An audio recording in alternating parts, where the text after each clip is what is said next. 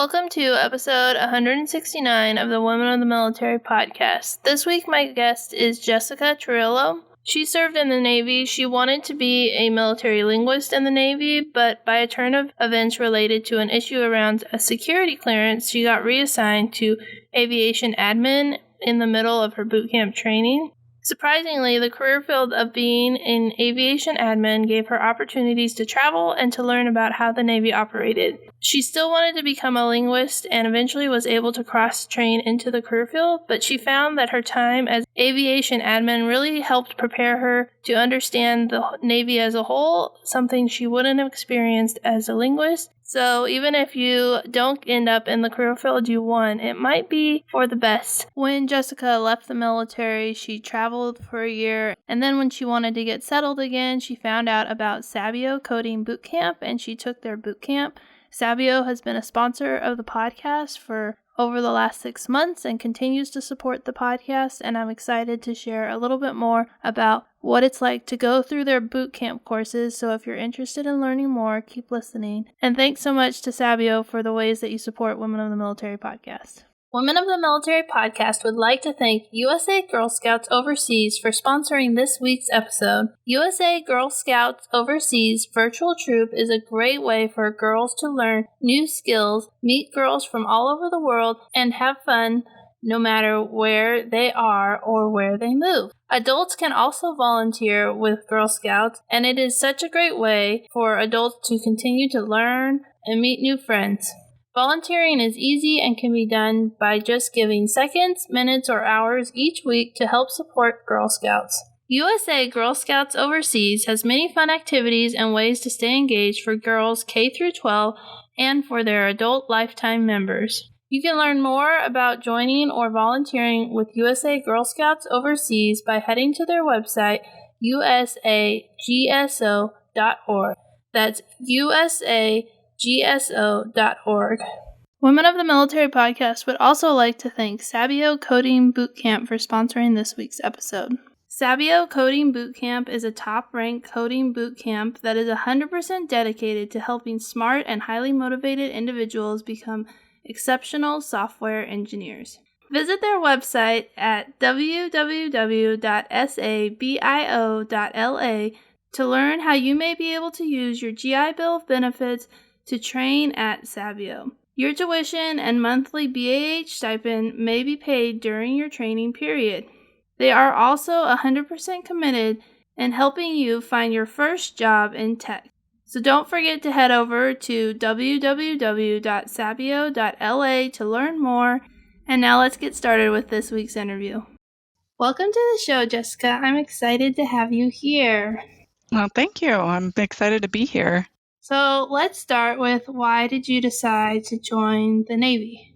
Well, that's a lot. When I was in high school, I was dating a boy, and a recruiter called for him, and I happened to answer, and he said, listen, I'm not the type of recruiter that's trying to hound people, and I've called for him twice, and if he's not interested in joining, that's fine. Just let me know so that I can stop bothering you. And I said, I have to be honest, he's not said a word about it, so I have no idea, but I'll let him know. And he said, what about you? Like, what are you doing with your life? And I said, well, that's a good question. I don't have any plans. And he said, do you want to come in and we can just talk? And I said, okay. So I took my sister and we went to the recruiter station, and we just had a conversation, and I said, listen, military is not for me. I don't think I can handle people barking orders at me. It just doesn't suit my lifestyle. I don't think I'd join. And he said, okay, would you be cool? Like, we could just hang out and chat, whenever you have time. We'll meet up for lunch or whatever.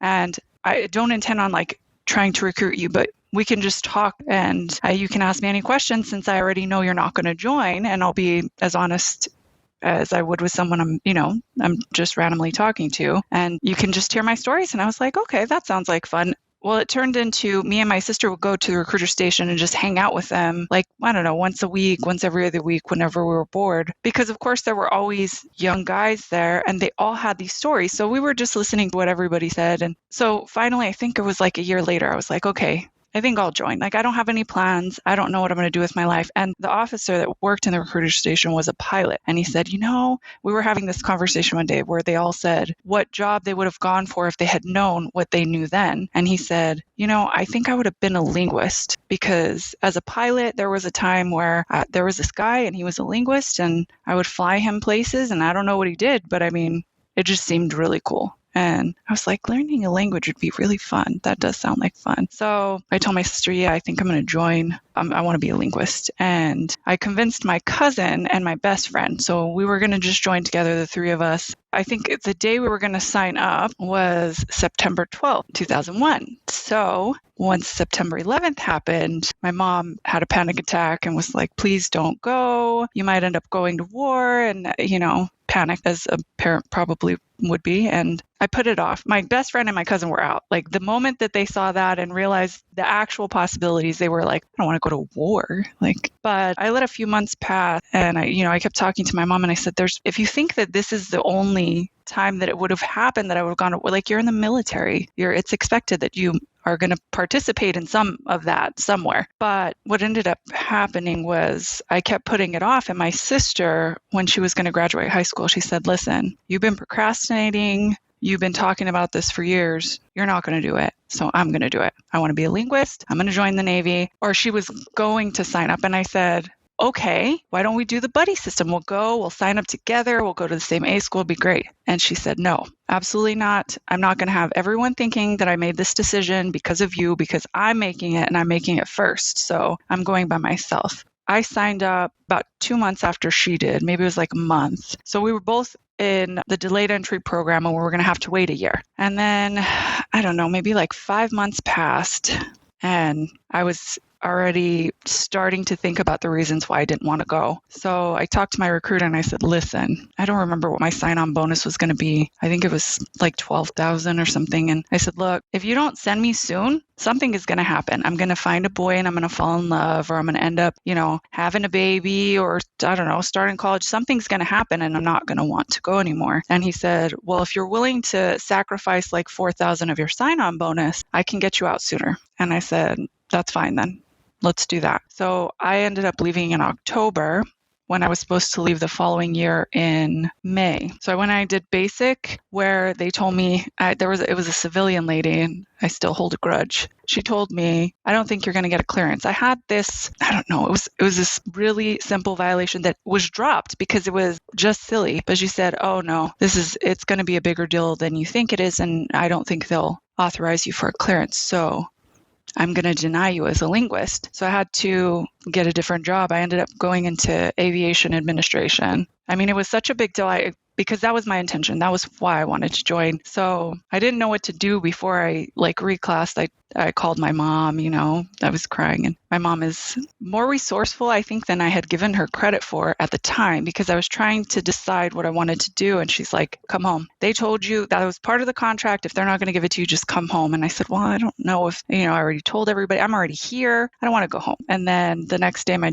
entire chain of command all the way up to the CO pulled me into an office and said, listen, your mother's threatening to call the senators and all these people. She's called everyone in the chain of command, letting us know that if we don't send you home, she's going to the news. That's it. I was like, how did my mom figure out who these people are? But anyway, I decided to reclass and stay in. And it was because my drill instructor told me, he said, look, I know you're disappointed, obviously, but if you go in one of these other positions in a year, you can request a cross rate, which is just transferring to a different job. And I said, okay, well, then I'll just give that a shot. I'm here. I might as well go for it. So was this at the end of basic training? It was like probably straight up in the middle, like halfway through. So I had already done some of the basic training. I had already made bonds with some of the people. I was very excited about what I was doing. So I was really torn at that time,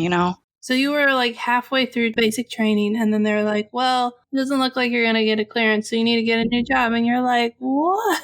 Why didn't you tell me this before I got here, right? Oh, I was so angry. I even asked the lady, I said, can I speak to your boss? And she said, I'm the only one here that does clearances. So there's no one above me. I was really disappointed, but I ended up doing fine. I had found a program. Actually, my recruiter had told me about a program where, because I joined as an E1, and since I didn't complete the delayed entry program, I didn't get that bump to E2, but he told me about that if I made it into the top 10% of like my graduating group, that I could make E3. There was a program you could sign up and you'd be E3 out of basic. So I did that and I made E3 out of basic. And then when I went to my first school, which ended up being 2 months instead of a year and a half, there was another program I found where if you made it into the top 10% of that class, you could apply for early advancement. So I made E4 in, I don't know, less than 6 months. So then I went to my first command, which was a ship that was being overhauled in Newport News, Virginia. And they had everyone in the barrack. But the second that I pinned E4, I was eligible for BAH. So then they just put me into an apartment, which was, I mean, obviously everybody wants to live on their own. So that was awesome. And you said overhauled? Yeah, they completely gut the ship. So it was the Eisenhower. And so they take it to this shipyard, they gut it completely, and then they basically redo it all. So I would say it's similar to keeping the framing of your home, but then rebuilding the entire inside of it. So it was very cool to watch. I felt like a kid. I'm from Albuquerque, New Mexico. We don't have water. So going to an aircraft carrier on its own was just a big deal. And then it's in a shipyard where they have these huge just cranes and all of these construction like machinery. And I felt like a kid on a playground, just, I mean, a very dangerous playground that you had to wear hard hats and watch out for everything. But it was so much fun. But I wasn't very happy my first year, I think, not getting the position I wanted. I didn't get the orders I wanted. I was second in my class. The only orders I wanted were the ones that they had to Italy. And of course, the person who got first picked Italy. So I ended up in Virginia, and I had never thought about living in another state. So it wouldn't have mattered what state they had put me in. And for some reason, they had Japan, which to this day, I don't know why I didn't just choose Japan. But I was afraid. Like, I guess Italy seemed more, I don't know, since it's westernized, it felt like it wouldn't be so different. And Japan just seemed like it would have been a culture shock. So I was really scared to go to Japan, but it didn't matter. Like I said, any state was going to be a big deal. I hadn't lived away from home, and Virginia was a little bit rough my first year. And my first office that I worked in, it was tough for me, but I ended up transferring into a different office. And then I worked for the division officer, and he was just amazing. It was me, him. So he was a lieutenant, and I worked with a senior chief, and we were the only three in this office. So I was running a department as far as administration went, and they were just great people. Like, they cared about me as an individual, and they listened to what I wanted. And I told them, I said, what I want is to be in San Diego.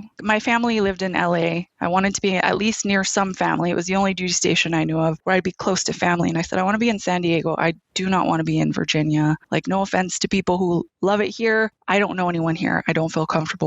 I'm lonely. And I told them, they said, well, you just wait out your 4 years that you have here, and then you can try to get orders over there. It'll be fine. Being that I was in administration, I had time to look through all the rules and regulations, and I found so many things. But one of the things I found was called cross-decking in the Navy. When I told everyone this is what I was going to do, they said, there's no chance. You're not going to find someone because they have to be like the same gender and have the same exact amount of time left on their contract. And everybody had these opinions of what it was going to be like. And when I pulled up the regs, it wasn't that complicated. I had to find someone who had at least a year left. I had to find someone who was in the same position I was in and who was within one rank of me and that wanted to swap spots, essentially. So I was on the Eisenhower in the shipyard, and I found the Reagan, which had just been commissioned, was about to sail to San Diego. So I just started messaging people from their office and said, hey, I don't want to stay in Virginia, and I can bet there's someone on your ship that doesn't want to leave Virginia. So can you see if there's any AZs that want to swap with me? And I found a guy, and so I ended up swapping, and my lieutenant told me, I know this is what you want, but you're going to miss me. And I did. He was amazing. So I went to my next ship,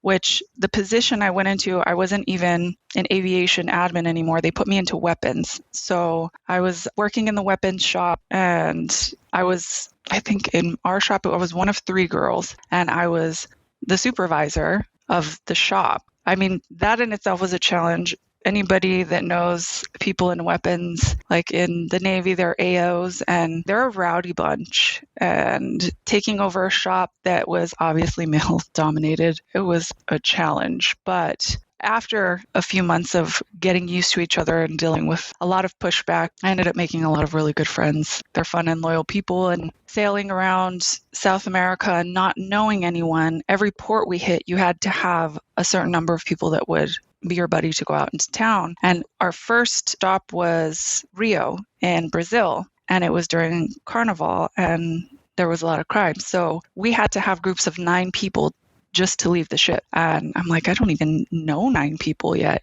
So basically I went with everyone in the shop. And I think that may be what brought our connections closer so quickly, because you get to see people, in their natural habitat and having a good time. And so I made a lot of friends during that trip.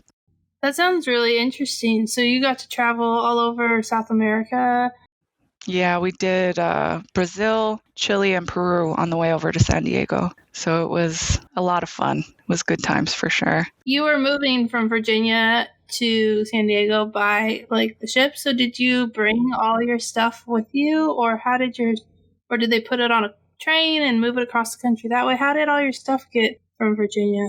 I don't know what they would have done, but what I know is that I had no intention of staying in Virginia. So the apartment they set me up in was fully furnished, so I didn't have furniture, and all of my belongings stayed in my sea bag until I left. So I didn't even unpack all of my things. I had my uniforms that I would wear, and I had maybe 1 or 2 outfits that I would wear out if I went out, because I didn't know people and I was a little bit worried about going out all by myself. So I didn't really have to worry about any of that. I got my sea bag and I threw it on the ship and I left. I imagine they would have just done it the same way they do, when you PCS, just throw it all in a box or boxes and have someone pick it up and ship it over. But yeah, they didn't have to worry about that with me. I was ready. Yeah, that's kind of a funny story, because you're just like, I'm here with my suitcase. I'm ready to go. I was like the little kid that has the bag ready and is like, no, I'm leaving. That's it. I can be a little bit stubborn. I'm headstrong. If I want something, I'll push until I get there. It does take time sometimes, but yeah, I get what I want. They told you, oh, it's so complicated. And you're like, nope, I read the reg. It's right here. It's actually really easy. And so that's a good piece of advice, is to do your research and not just rely on someone saying, oh, that's too hard, or no, you can never do that. Oh, I have so many stories of that. I have a couple more that directly relate to me. And I do think that I was really lucky, actually, in being made an administration before becoming a linguist, because working directly with just officers and senior enlisted, I had a very clear understanding of what they expected, because all of the paperwork would come to me and I'd have to get it organized and prepared for them to just look over and sign or not sign. So I knew kind of my limitations. The way that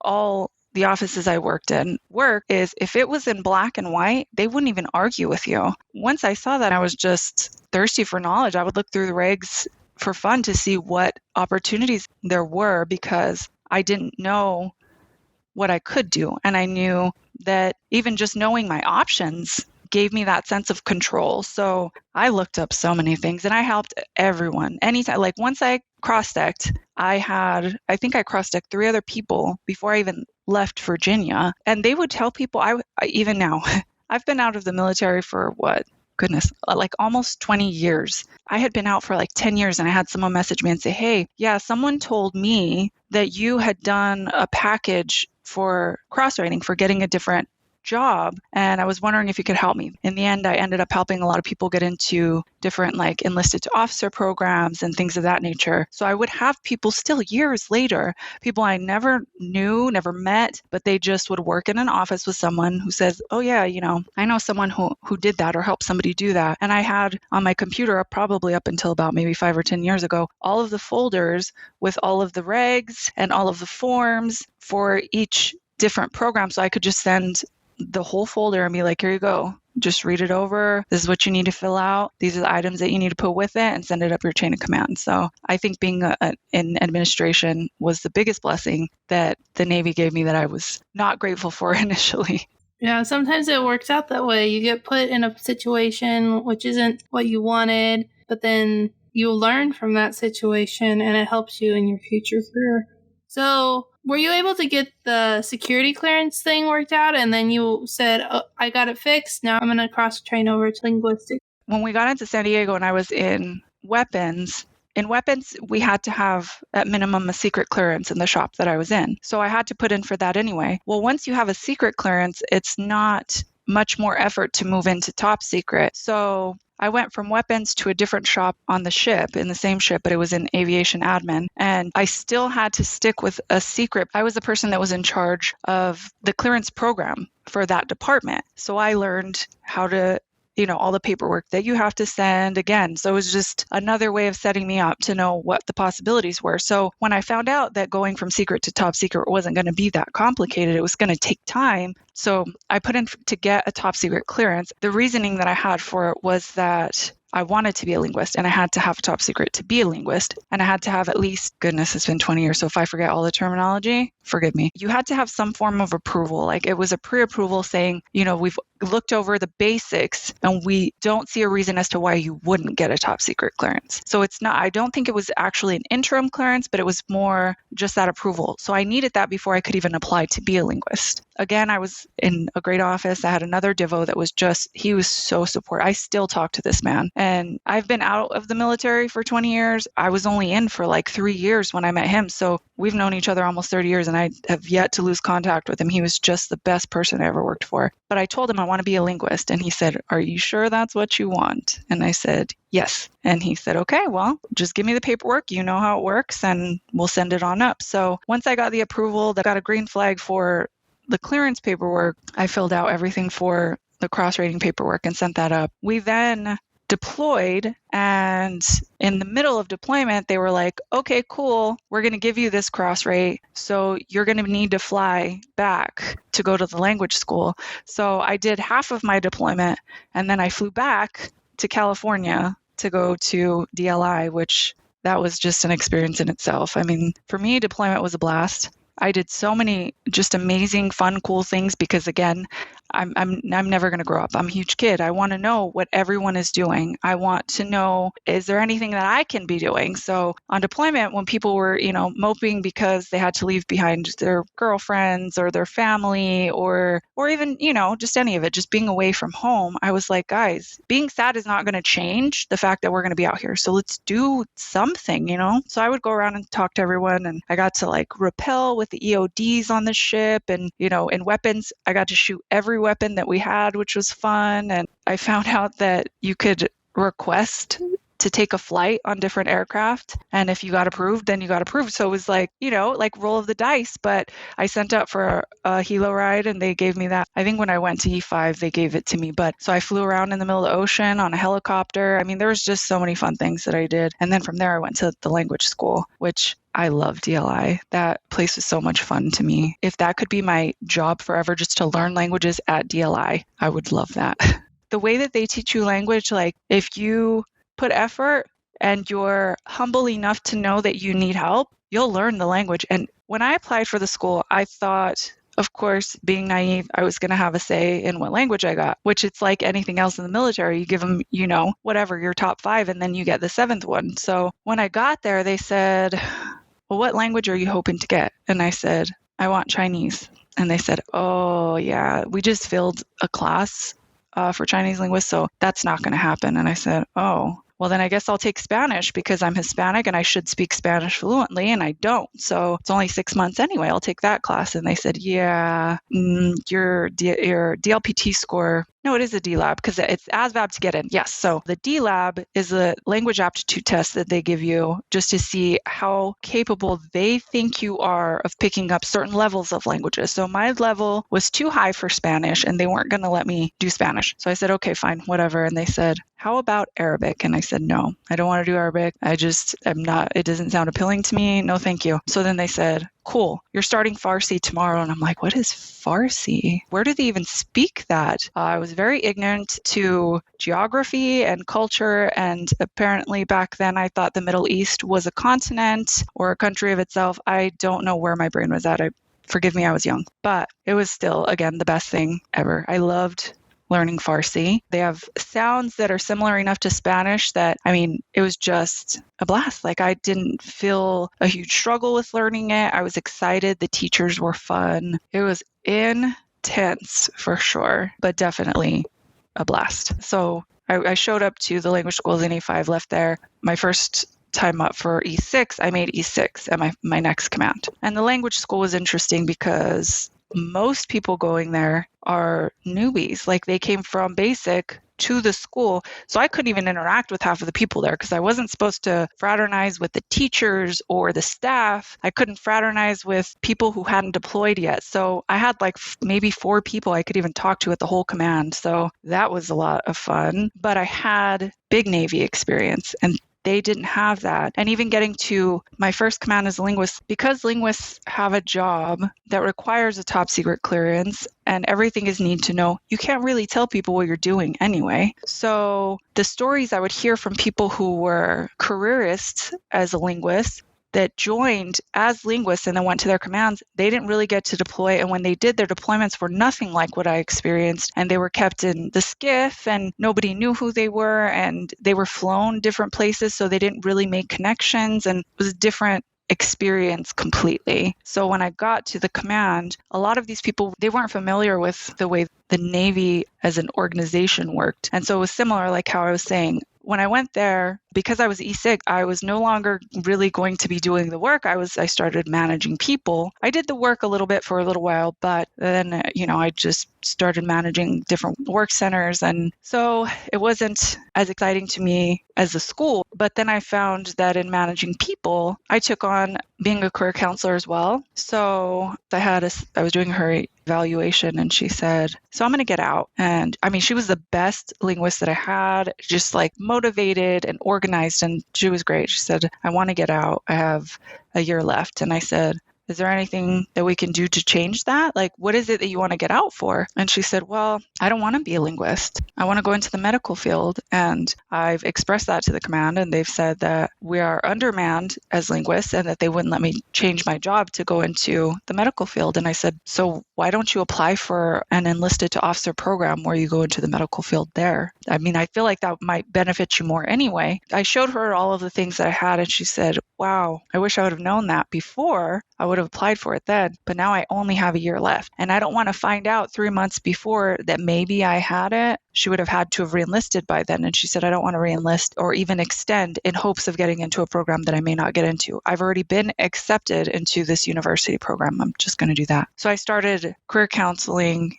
everyone in my work center. And I made it very clear to all of them. I said, look, I'm not trying to push you in any direction. I'm not trying to encourage you to stay in the Navy. What I want to know is, what do you want in life, not just in the Navy? Is there a career field that you're interested in? Are you happy with what you're doing? Is there somewhere else physically that you would rather be? What is there that I can help you get to? What goals can I help you achieve? So you were helping people figure out their path forward, either in the Navy or getting out of the Navy.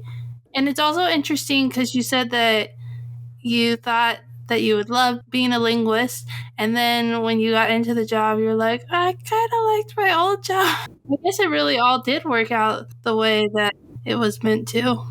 Yes, it did. And I still got the blessing of going and learning this language that I think is beautiful. I talk to people, I love it because Iranians and Latinos look similar, just features wise. So the moment that I speak Farsi to people, they're like, oh, you're Iranian. And I'm like, no. They always just think I'm a very tall Iranian woman because apparently Iranian women are all shorter. And the culture is very similar to my culture as far as like being very family oriented. And I've been all around the world and I run into people who speak Farsi everywhere. So it's just been such a great thing for me. I took 2 weeks of Dari when I was deployed, and the guy next to me, like, he was like the superstar. And he's like, I know Farsi.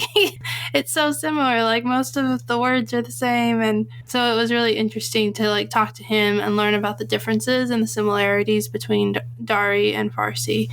I feel like Dari is like British English or like Scottish, because like how the Scots they speak English, but they have a thick accent. So sometimes you feel like you have to interpret it anyway. And then they use words that you don't use on the daily. So you're like, yeah, we're kind of speaking the same language, but not really. Yeah, that makes a lot of sense. Similar, but also very, very different. Uh-huh. So you were doing that, and what made you decide that you were going to get out of the military? So when I was there, I started dating someone and things got serious, and he was Army, I was Navy. I was about to deploy because I had to reenlist and they were going to let me, I wanted to do a year in Bahrain, and then I would have gotten my choice of orders after. So I was going to be gone for a year, and then a week or two before I was going to come back, he was going to go on a deployment. And being away from each other from, 18 months to 2 years just didn't sound like something I really wanted to do. So we talked about it, and he had 14 years in, and I had 8. And I was like, well, it obviously makes sense that I would be the one to get out because he's already close to retirement. So I made the decision to separate for my relationship, and then we didn't work out. So that was fun. I definitely don't regret getting out. If I had not have met him, I honestly think I would have done 20. I loved my military time. What I loved most about the military, because I feel like people who complain about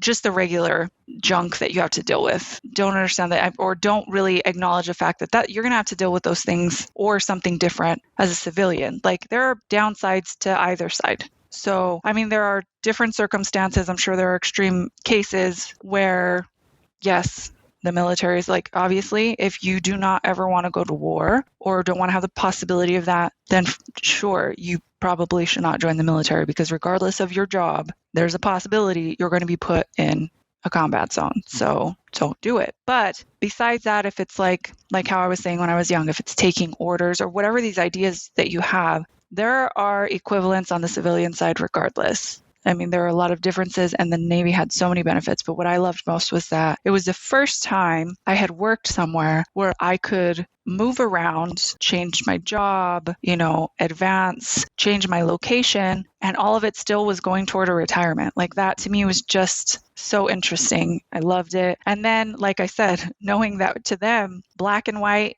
was as good as gold. And if I gave them the regs and it said, I'm going to do this, when I was a linguist, it was before I chose to separate. It was before I had gotten serious in my relationship and I was bored. I said, you know what? I want to be a pilot. So I started doing all the paperwork to be a pilot. And I told my department chief, I said, so I'm going to put in this special request to take off Wednesday. I have to drive to Charleston to take this test to be a pilot. And he said, what are you talking about? And I said, I'm going to put in for the enlisted to officer program to become a pilot. This is a requirement that I pass this test. So I need to take time off. Like, it's only given on Wednesdays. I need to request time off for that day. And he said, you can't do that. I said, why can I not do that? He said, you can't go from being enlisted to being an officer while you're in. That's only something you can do as a civilian, like coming in. I said, that is absolutely not true. He said, I was E6, he was a senior chief. He's like,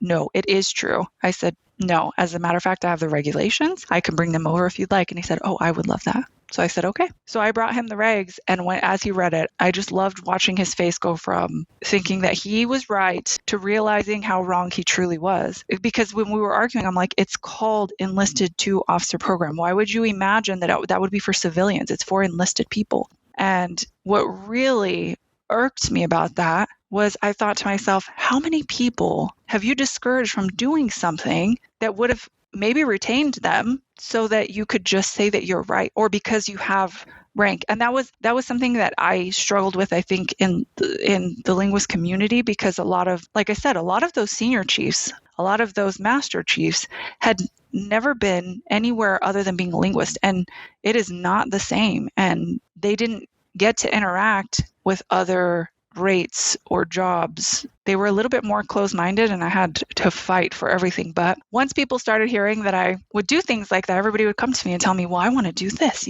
So the new department chief, when he came in, was really excited about that. He ended up having me invite him to all of them, which I made very clear before he started on the first one. I said, look, if you're coming here as a senior chief and you're going to try to make these people feel bad about wanting to get out, then I'm not going to do this, because I want them to feel comfortable and I want them to trust me because I want to help them. And if you're going to make them feel uncomfortable, I'm not going to invite you anymore. And he was 100% on board and did the same. So then it was nice knowing that I had, at that time anyway, a chain of command that was willing to support me and all of these other enlisted, well, and some of them were officer folks that wanted something else. I even helped people that outranked me because I'm like, there are opportunities. Like, depending on what you want, I can help you. It might take time. It's definitely going to take effort, but what is it you really want in life, So yeah, it was nice to find that I did enjoy learning the language, but that I wanted to jump right back into administration, I guess. Yeah. So you ended up leaving the military because you were in a pretty serious relationship. He was in the Army, you were in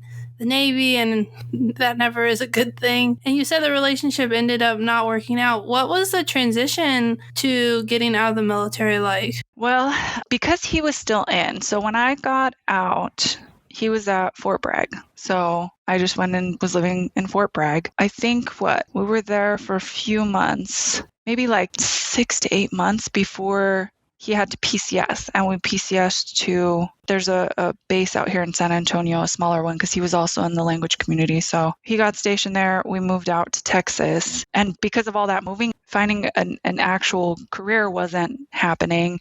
I was trying to find a school. And then at least when we were coming to San Antonio, I knew we'd be here for a few years. I started looking at schools then. I think after I got out, it was like we were another year and a half and then maybe a little longer, and then we ended. So that was, I think, when it was tougher because we still hung out with everyone that was in the military. He still had, all the military events. So it didn't feel like I had really completely separated.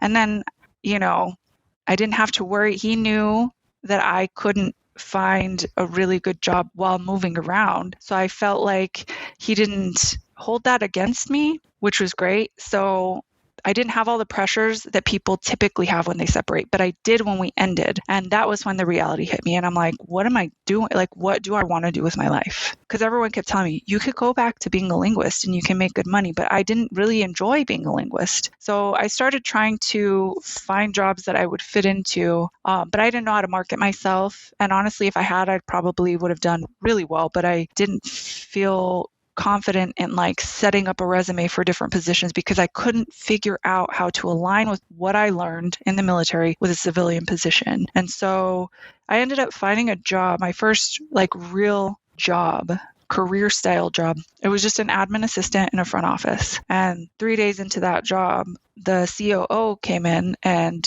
had a conversation with me and he's like, so I want you to be my executive assistant instead of that, which I'm like, cool. I mean, it came with a huge pay raise. So I was like, oh, absolutely. Yes. And then he still made me interview and he said, okay, so why do you think you can handle this job? Which was a million times easier than ever having to decide what to put down on a resume, because he asked me and I said, you just gave me all of the rules and responsibilities that this position requires. And I can tell you, I have at least 8 years experience doing that. I was in the military working for department and divisional officers. I had to worry about, so I just gave him the rundown of all of the things I did in the military and why it would make me such a perfect fit for the position. So I got the position 3 days after the first one and it was great. And I loved that job. I had so much fun. He was a tough person to deal with.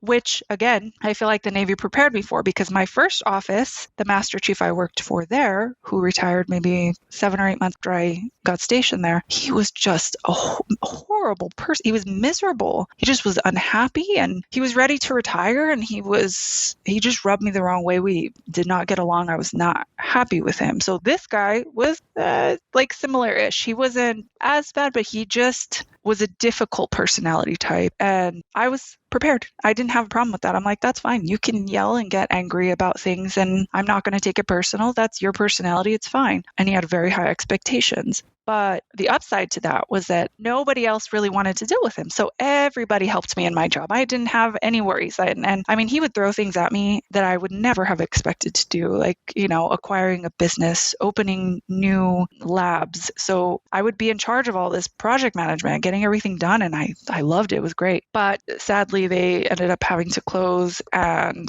for me, was just another opportunity. So I'm like, well, what do I really want in life right now? And my little sister and I were talking about it. She said, you always say you want to live in California. Why don't we just move to San Diego? And I said, how about we just travel the world? And she's like, what are you talking about? So I ended up convincing her. I had some savings. We did the craziest, cheapest around the world trip. We traveled for a couple of years, honestly. Internationally, like a year and a half. Around the States for probably almost as long. And I kept justifying it because that's always been my dream, is just to travel. And I'm like, why am I going to complain? Like, I can survive this way right now, and I don't have children. I know a lot of people who have children can't take those kind of risks, but I'm like, it's just me. And if I don't have anything, I'm fine. But then finally we started talking about, again, what we really wanted. She's much younger than me. And she's like, well, I want to date and we can't date while we travel. So I said, okay, well, then I guess we're going to stop traveling. So we chose California. A friend of mine, an old Navy friend, she said, the company that I work for, we hire a lot of people from these coding boot camps. Like, is that something that you would be interested in? And I said, well, I did like computer programming in high school. I thought it was so much fun. I said, well, coding boot camp. Okay. So I looked it up, and for me, I mean, of course it says boot camp. So I'm like, yep, I love condensed learning. The way that I loved DLI, like, I want immersive learning. I want it to be all day, nonstop, until I know what it is that I need to do. So when I found it, I'm like, oh yeah, this is perfect. And we had left Texas and we're living in California. And I looked up schools, and I found the only one at the time that would take the GI Bill was Sabio. They had a location in downtown LA and one in Irvine. And the idea of living in downtown LA, I could never do that. It's just too condensed for me. Didn't sound like a good idea. So we took the course in Irvine and just moved out there until the course was done. And it was 100% like the way you would picture basic training. Like, you're just, it was 12-hour days, 5 days a week. Saturdays was like 8 hours, and it's intense. It was such hard work, but it was so much fun, and we had the best group of people. And then I went into software after that, which when I was an E6 in the Navy, I felt like I was wealthy. Like, from the way that I grew up, like, I'm like, oh my God, I have so much money, how, and I remember somebody had told me that military people were rich, and I'm like, what? No, we're not. But then as an E6, I was like, I mean, I have money to do everything I want. And then, of course, the security, because you're not at risk of losing your job, and that pay's coming. And so just that security felt like wealth to me. So I felt wealthy. And then I got my first job as a software developer, and I'm like, oh my gosh, this is so much more than I've made ever in the military, So I loved it. I did software engineering for 2 years, and then I transitioned into technical program management, which is where I'm at now. So I've been doing that for about, I don't know, a year and a half, and I love it. It's been fun. And I think just tech as a field reminds me of that feeling that I got from the military about being able to move around. I will always have a job. I can look in any city. I'm fully remote. I've been fully remote now for 3 years. So the flexibility I wanted, I have. I'm getting paid more than I ever even thought I could ever get paid. I just didn't even think it was possible. And I have the job security that I want. So anybody thinking about tech, I'm just saying, doors are wide open. Yeah, thanks so much for sharing about your experience in the Navy and your transition out. But I want to end the interview with one last question, which is, what advice would you give to young women who are considering military service? My advice to young women that are considering joining the military, I would say, if you are thinking about it, 4 years is a short time to sacrifice for all of the benefits that you'll get from it. You get the GI Bill, which has been a blessing to me. You get the experience. And I think what you get indirectly, like, not what you're expecting, not the job that you're going for, or the experience that you expect to get, that doesn't teach you as much as what you're not expecting. Like I said, I think that my number one advice would be research everything. Don't take anyone's answer as a final answer, because people will confidently tell you something that they know nothing about. But if you want something and you're willing to work for it, you can figure out a way to get anything you want. You just have to be willing to put in the time. You have to be willing to deal with the backlash of people being, annoyed that you're not listening when they tell you that it's not possible. And that's something that you should carry with you regardless if you join the military or not, is don't let anyone determine what it is that you can do with your life. If you want to do it, find a way. There are ways always. Such great advice and a good wrap up to a lot of the things that we talked about in this interview. So thank you so much. Thanks so much for watching this week's video. If you like this video, please like it. And if you want to hear more stories of military women, please subscribe to Women of the Military. And you can check out more military stories on Women of the Military podcast. If you have any ideas or topics for future videos that you would like me to cover, please put them in the comments and I will get back to you and try and make those videos happen. Thanks so much for watching and for supporting Women of the Military.